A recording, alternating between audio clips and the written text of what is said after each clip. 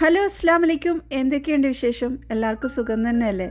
അപ്പോൾ ഇന്ന് ഞാൻ ഉണ്ടാക്കുന്നത് ബ്രെഡ് കൊണ്ട് ഉണ്ടാക്കിയ ഒരു സ്നാക്കാണ്. കുറഞ്ഞ ഇൻഗ്രീഡിയൻറ്റ് മതി നമുക്കിത് ഉണ്ടാക്കാൻ. കുറച്ച് സാധനം കൊണ്ട് കൂടുതൽ സ്നാക്ക് ഉണ്ടാക്കാൻ പറ്റുന്ന ഒരു റെസിപ്പിയാണ് കേട്ടോ ഇത്. അപ്പോൾ ഇതെങ്ങനെ ഉണ്ടാക്കുന്നതെന്ന് നോക്കാം. എന്നും ചെയ്യുന്ന പോലെ തന്നെ നമ്മൾ എല്ലാ സ്നാക്കും ഉണ്ട് കേട്ടോ അതിൻ്റെ കൂടെ. അപ്പോൾ ഇത് ഞാൻ തലേദിവസം ഉണ്ടാക്കിയ ഒരു അൽഫാമിൻ്റെ വീഡിയോ ആണ്. ജസ്റ്റ് ഈ ഒരു ക്ലിപ്പ് മാത്രമേ എടുത്തിട്ടുള്ളൂ.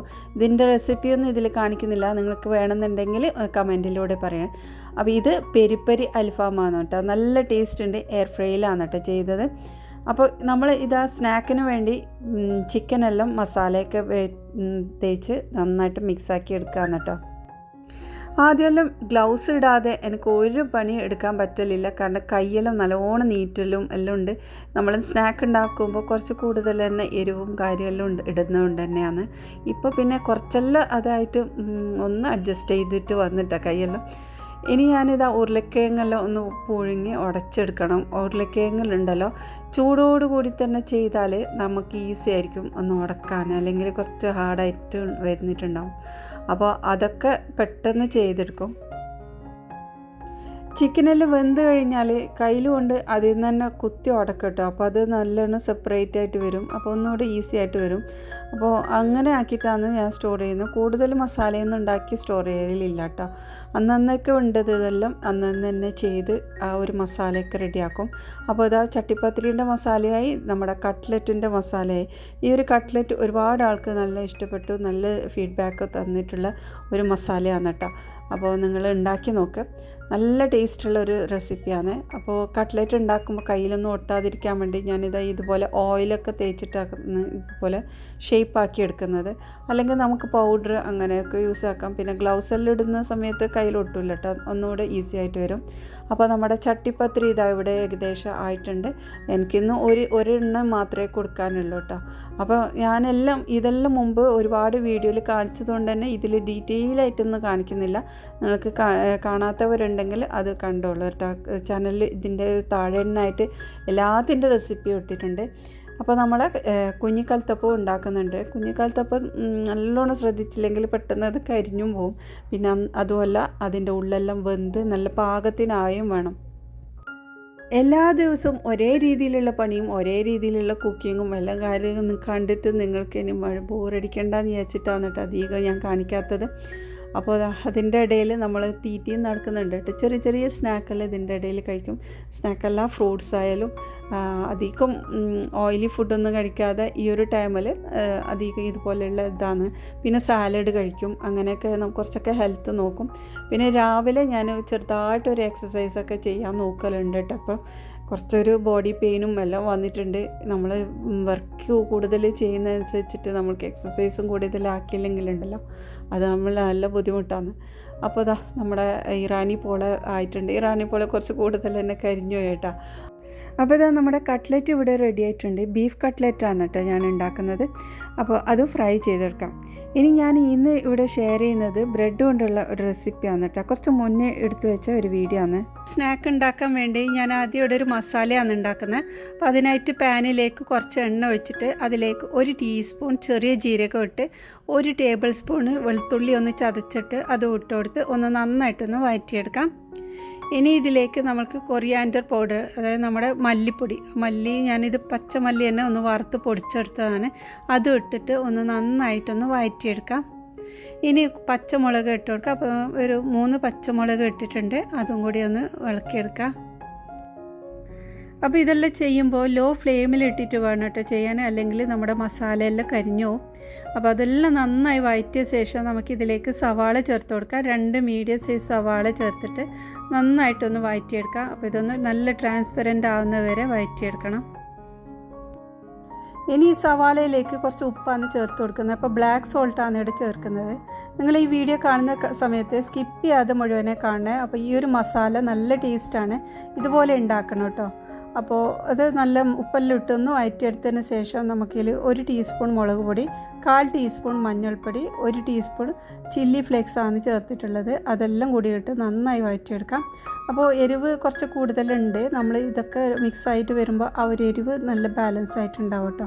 അപ്പോൾ ഇത് നന്നായി മിക്സാക്കിയ ശേഷം ഇതിലേക്ക് കുറച്ച് ചെറുനാരങ്ങയുടെ നീര്, ഒരു പകുതി ചെറുനാരങ്ങയുടെ നീരാണ് ചേർത്തിട്ടുള്ളത്. അപ്പോൾ ഇതിൽ കുറച്ച് എരിവ് കൂടുതലുണ്ട്. നിങ്ങൾക്ക് ഇത്ര എരിവ് വേണ്ടെന്നുണ്ടെങ്കിൽ കുറക്കാട്ടോ.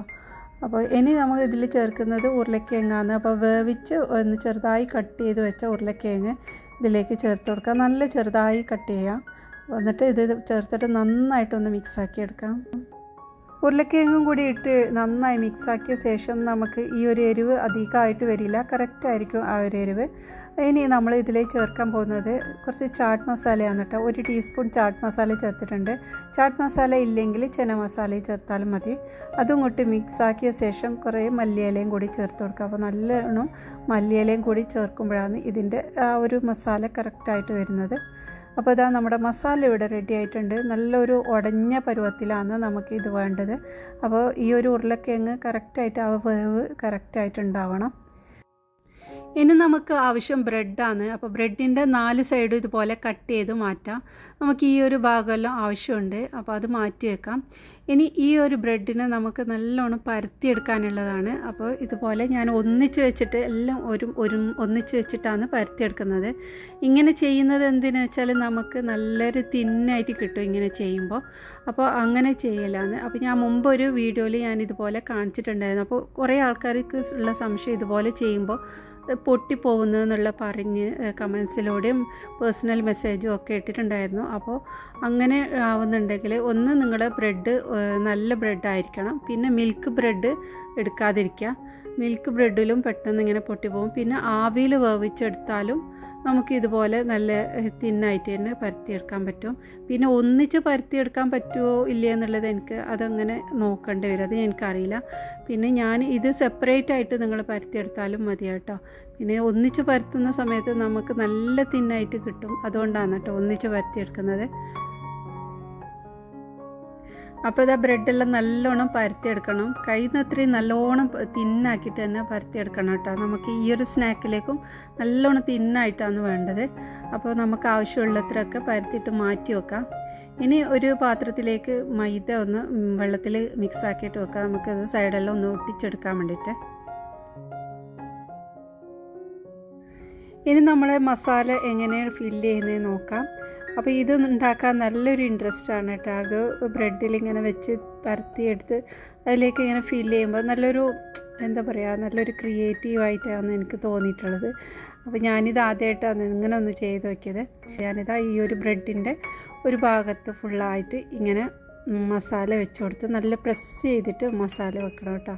എന്നിട്ട് ഈ ഒരു ഭാഗത്ത് ഫുള്ളായിട്ട് വെക്കുന്നില്ല, പകുതി വെച്ചിട്ട് ബാക്കിയുള്ള ഭാഗത്ത് മൈദ പേസ്റ്റ് തേച്ച് കൊടുത്ത് ഈ ഒരു ബ്രെഡ് ഷീറ്റ് അവിടെ വെച്ച് കൊടുക്കുക. എന്നിട്ട് നന്നായിട്ടൊന്ന് പ്രസ് ചെയ്ത് ഇനി നമ്മൾ ഇതൊന്ന് ചുറ്റിച്ചെടുക്കണം. നമ്മൾ ഈ ഒരു ഭാഗം മസാല ഇട്ട ഭാഗം ഒന്ന് നന്നായി ടൈറ്റായിട്ടൊന്ന് ചുറ്റിച്ചെടുക്കാം. ഇനി ഈ ഒരു ഭാഗത്തും നമ്മുടെ ഈ ഒരു മസാല ഇതുപോലെ തേച്ച് കൊടുക്കാം. അപ്പോൾ മസാല വെക്കുമ്പോൾ കുറഞ്ഞു പോരുത്, കുറച്ച് കട്ടിയിൽ തന്നെ വെക്കണം. പിന്നെ ഈ ഒരു മസാല ഒന്ന് ഒട്ടുന്ന വിധത്തിലല്ല, ഉടഞ്ഞ് വരുന്ന വിധത്തിലാണ് മസാല വേണ്ടത്. അപ്പോഴാണ് അത് നല്ല രീതിയിൽ അവിടെ ഒട്ടി നിൽക്കുക. പിന്നെ അത് നല്ല ടൈറ്റിൽ ചുറ്റിയ ശേഷം നമുക്ക് ഈ ഒരു സൈഡും കൂടി മൈദക്കൂട്ടി ഒന്ന് പേസ്റ്റ് ചെയ്ത് കൊടുക്കാം. എന്നിട്ടൊന്ന് നന്നായിട്ടൊന്ന് തിരിച്ചു കൊടുത്ത് അതൊന്ന് കുറച്ച് സമയം ഒന്ന് മാറ്റി വെക്കണം കേട്ടോ. അപ്പോൾ മസാലയൊക്കെ ഇതുപോലെ ഫില്ല് ചെയ്തതിന് ശേഷം ഒരു 10 മിനിറ്റ് മാറ്റി വെക്കാം. അപ്പോൾ ഇത് നല്ല എളുപ്പമാണ്, ഒരുപാട് പണിയൊന്നുമില്ല. നമുക്ക് ബ്രെഡ് ഇതുപോലെ പരത്തി എടുത്തു കഴിഞ്ഞാൽ മസാല ഉണ്ടെങ്കിൽ പെട്ടെന്ന് ഉണ്ടാക്കിയെടുക്കാൻ പറ്റുന്ന ഒരു സ്നാക്കാണിത്. അപ്പോൾ ഇതുപോലെ എല്ലാം റെഡിയാക്കി എടുക്കാം. അപ്പോൾ ഇതാ സ്നാക്കെല്ലാം ഇതുപോലെ റെഡിയാക്കി വെച്ചിട്ടുണ്ട്. മസാല ഇടുമ്പോൾ ബ്രെഡിൻ്റെ സൈഡിലേക്കൊക്കെ ഇടണം കേട്ടോ. അപ്പോഴാണ് നല്ല ടേസ്റ്റ് ഉണ്ടാകും. നമുക്ക് എല്ലാ ഭാഗത്തും കിട്ടണം മസാല. പിന്നെ 2 മുട്ട ഇതുപോലെ നന്നായിട്ട് ബീറ്റ് ചെയ്ത് വെച്ചിട്ടുണ്ട്. ഇനി നമ്മുടെ ഓരോ സ്നാക്ക് എടുത്ത് ഇതുപോലെ കട്ട് ചെയ്യണം. അപ്പോൾ ഇതുപോലെ ഓരോന്ന് കട്ട് ചെയ്യുക. കട്ട് ചെയ്യുന്ന സമയത്ത് നല്ലോണം തെളുപ്പാക്കി കട്ട് ചെയ്യേണ്ട, കുറച്ച് കട്ടിയിൽ തന്നെയാണ് കട്ട് ചെയ്യേണ്ടത്. തെളുപ്പാക്കി കഴിഞ്ഞാൽ നമ്മുടെ മസാലയെല്ലാം പുറത്തുണ്ടാവും. ഇനി കട്ട് ചെയ്ത ശേഷം നമ്മൾ ഈ ഒരു ഭാഗത്ത്, അതായത് ഫ്രണ്ടിലുള്ള മാത്രം അതൊന്ന് പ്രസ് ചെയ്ത് കൊടുക്കണം. അത് ഒന്ന് പൊന്തി നിന്നിട്ടുണ്ടാവും അതിൻ്റെ മസാല മാത്രം. ബാക്കിയുള്ളതൊക്കെ നമ്മൾ കട്ട് ചെയ്തുകൊണ്ട് ആ ഒരു ലെവലിൽ കറക്റ്റ് കിട്ടും. രണ്ട് സൈഡ് മാത്രം ഒന്ന് ജസ്റ്റ് ഒന്ന് കൈയോടെ ഒന്ന് പ്രസ് ചെയ്ത് കൊടുക്കാം.